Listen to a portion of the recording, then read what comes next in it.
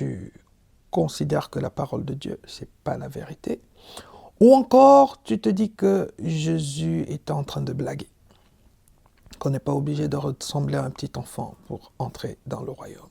Il y a quelque part une forme de prétention, il y a quelque part une idée que tu entretiens selon laquelle tu entreras quand même dans le royaume, même si tu ne deviens pas comme un petit enfant.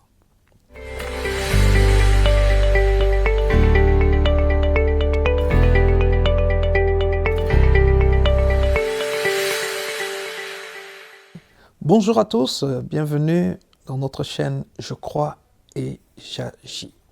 Une chaîne dans laquelle nous abordons des textes bibliques majeurs avec pour objectif d'avoir des révélations qui nous permettra naturellement de pouvoir pratiquer la parole et de connaître le succès sur la terre.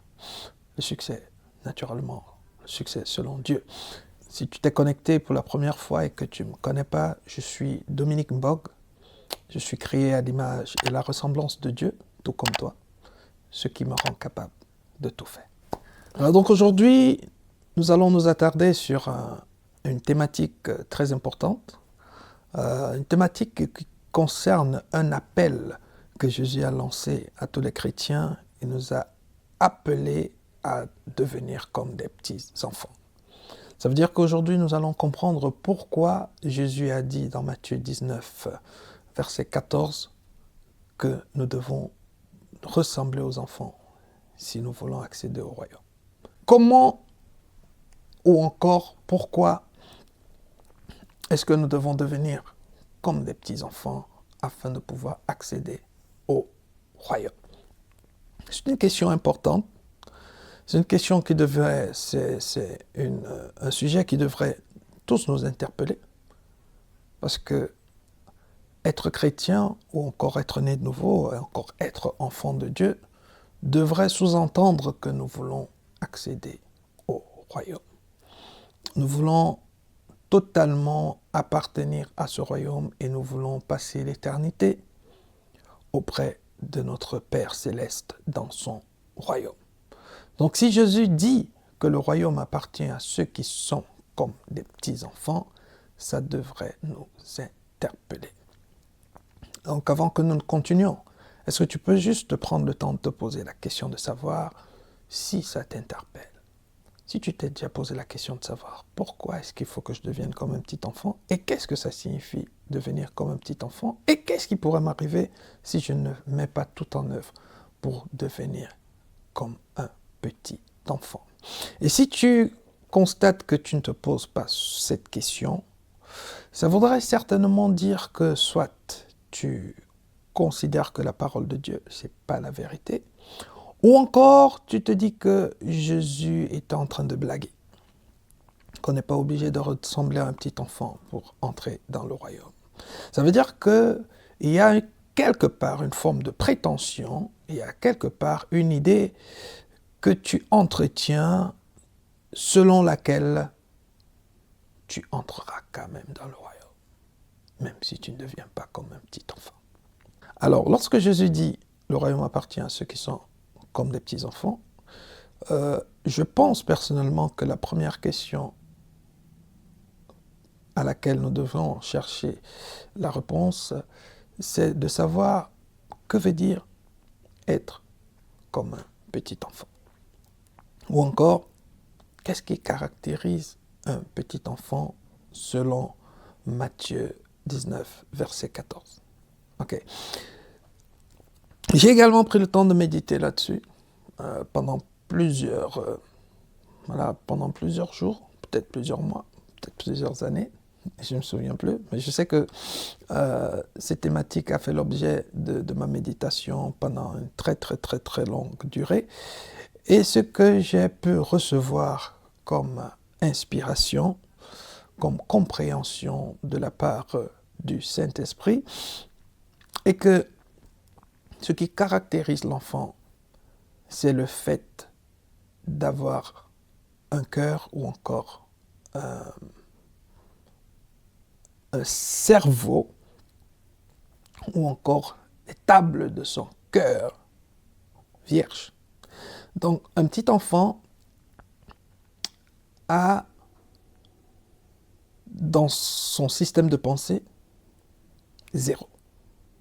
Ça veut dire que son système de pensée n'est constitué que d'une feuille blanche. Okay? Je peux encore dire d'une autre façon, un petit enfant a une intelligence renouvelée. Un petit enfant a une intelligence neuve. Un petit enfant est un tableau vierge ou encore une feuille blanche.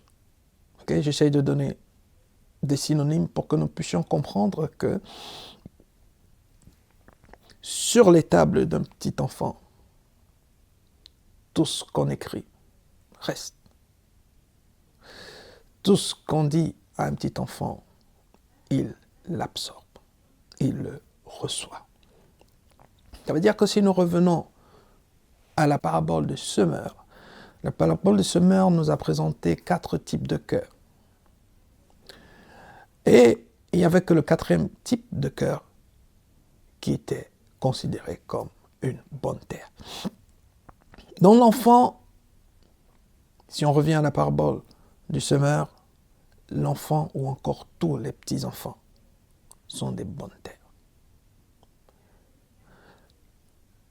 La 3e terre, ou encore le 3e type de terre dans cette parabole du semeur, est une terre qui contient des épines. Et vous vous souvenez que les épines, selon Jésus, c'était toute forme de convoitise, c'était la séduction des richesses et toute autre forme de convoitise. C'est ce qu'il a appelé les épines. Dans le cœur des enfants, il n'y a pas de séduction des richesses, il n'y a pas de convoitise, il n'y a pas les inquiétudes. Donc toutes ces choses que Jésus a considérées comme étant des épines qui empêchent la semence de croître, toutes ces choses qu'un agriculteur devrait d'abord retirer de la terre avant de commencer à semer, on les retrouve dans le cœur des adultes, mais on ne les retrouve pas dans le cœur des petits enfants. Alors Jésus nous dit que c'est possible, quel que soit ton âge, c'est possible d'avoir le type de cœur qui reçoit la semence, une semence qui va porter beaucoup de fruits. Comment on le fait? On le fait tout simplement en renonçant à tout ce qu'on croyait connaître jusqu'à présent. Renoncer à tout ce que tu croyais connaître, ça veut dire quoi? Ça veut dire renoncer à tout ce qui est tradition, à tout ce qui est l'éducation que tu as reçue des parents, de la société et toutes ces autres choses.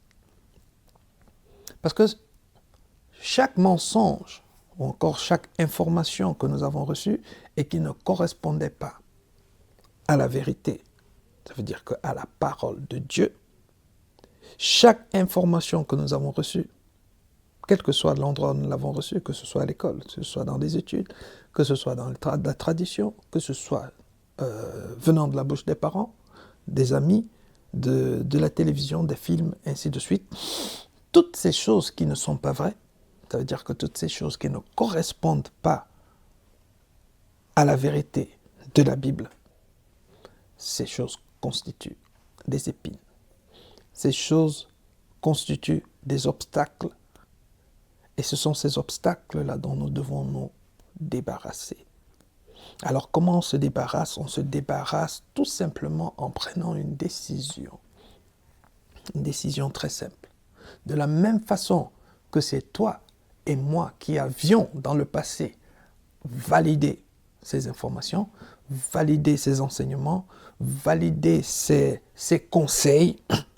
Valider, lorsque je parle de valider, ça veut dire que c'est nous-mêmes qui les avons intégrés et nous les avons acceptés comme vrais. C'est ça la validation. De la même façon que nous les avons validés nous-mêmes, nous avons encore le pouvoir de nous en défaire. Ça veut dire que nous avons encore le pouvoir de leur dire à partir de maintenant, tradition, je ne crois plus à ta pertinence, je ne crois plus à ta vérité, je ne crois plus à ton utilité.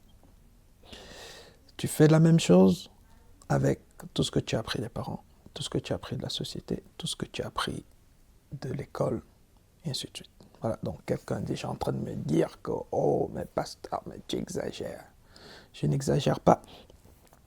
Parce que si tu es enfant de Dieu, tu devrais croire qu'il n'y a qu'une seule vérité.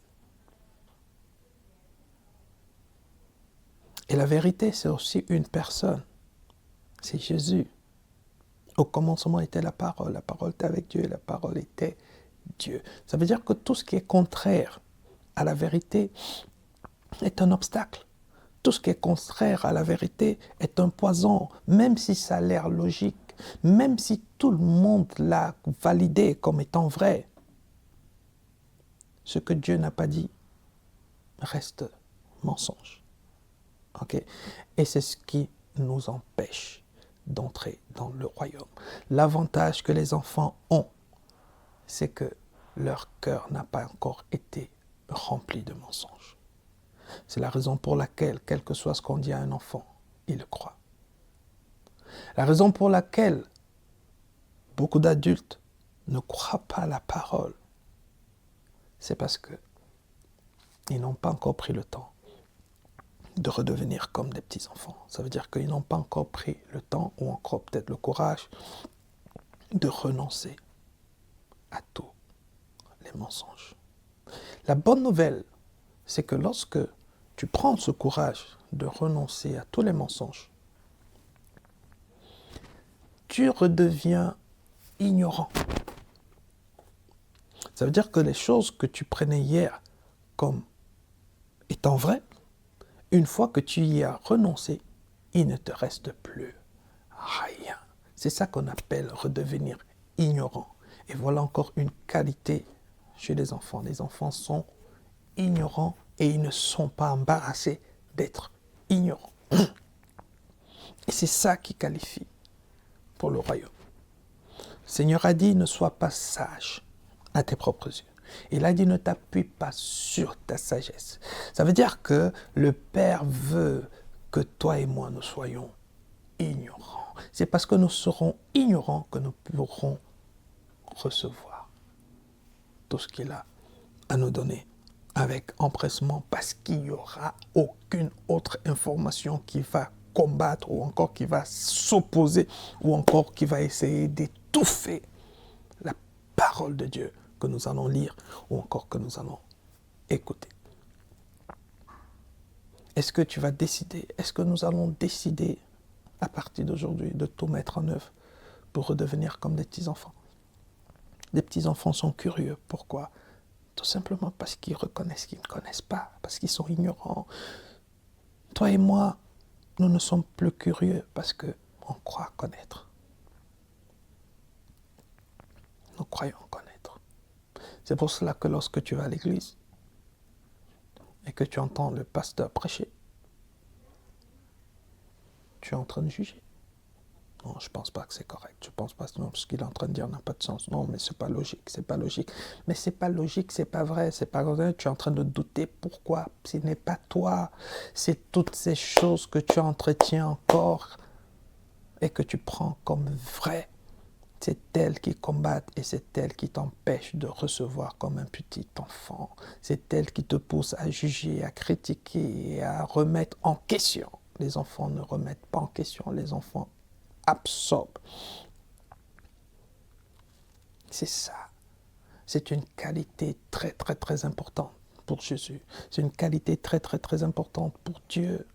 C'est ce qu'il veut voir en toi, c'est ce qu'il veut voir en moi. C'est cette qualité que Jésus a eu à manifester.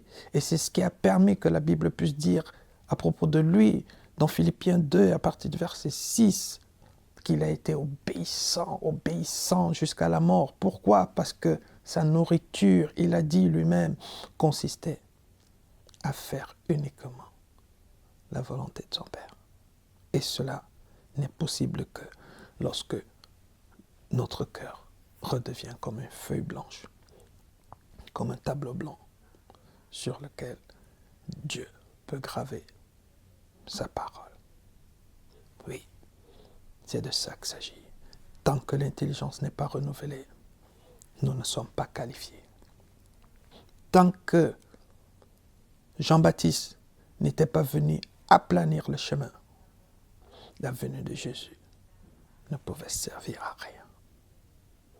Donc n'attendons pas, ne continuons pas à être des adultes. Battons-nous, mettons tout ce qu'il faut mettre en place pour que nous redevenons comme les petits-enfants. Et ne remettons pas cela à demain, parce que Jésus a dit que nous devons travailler tant qu'il est jour. La nuit tombera, tu ne pourras plus te battre pour devenir comme un enfant. Faisons-le maintenant, pour la gloire de Dieu. Okay. Nous allons prier, nous allons demander à Dieu de nous accorder la grâce de tout mettre en œuvre pour devenir comme les petits-enfants. C'est vrai, nous avons appris des choses, nous les avons entretenues pendant longtemps, nous les avons qualifiées comme vraies, nous les avons utilisées, nous nous en sommes servis pendant longtemps. Mais si Dieu dit, débarrasse-toi, nous devons nous débarrasser. Parce qu'il sait mieux que nous ce dont nous avons besoin. Inclinons la tête, Père, au nom de Jésus, nous voulons te dire merci. Père, nous avons compris que si nous ne devenons pas comme des petits-enfants, si nous ne renonçons pas à toutes ces épines qui sont dans nos cœurs, tous ces mensonges, tous ces poisons que nous avons écoutés ci et là, sur lesquels nous avons passé le temps à nous appuyer, si nous ne nous en débarrassons pas, ta parole ne pourra pas venir dans nos cœurs et ne pourra pas porter du fruit. Accorde-nous la grâce de ne plus résister, de ne plus te prendre pour un amateur, un blagueur, mais de prendre cette parole au sérieux et de tout mettre en œuvre pour devenir comme des petits-enfants. Car ce n'est qu'en ce moment que nous serons qualifiés pour le royaume. Te bénissons parce que tu nous as écoutés, tu nous as exaucés. Au nom de Jésus. Amen. Amen. Voilà, donc avant de clôturer, comme d'habitude, nous voulons donner l'opportunité à une personne qui n'est pas encore née de nouveau. Si tu veux donner ta vie à Jésus, tu peux encore le faire maintenant, tout simplement en répétant après moi cette prière que nous appelons communément la prière du salut. Tu dis tout simplement, Seigneur Jésus, je te rends grâce pour ce moment. Je t'invite dans ma vie comme mon Seigneur et mon Sauveur. Pardonne tous mes péchés, purifie-moi par ton sang et fais-moi naître de nouveau dans ton royaume. Au nom de Jésus. Amen. Amen. Donc, c'est la fin de cette vidéo. Voilà, donc si tu as aimé, n'hésite pas à partager, n'hésite pas à t'abonner non plus. Et si tu as également des thématiques que tu aimerais que nous abordions, n'hésite pas à mettre dans les commentaires et nous allons tout mettre en œuvre pour en parler dans une de nos vidéos. Voilà, donc d'ici là, que Dieu bénisse abondamment. Bye bye.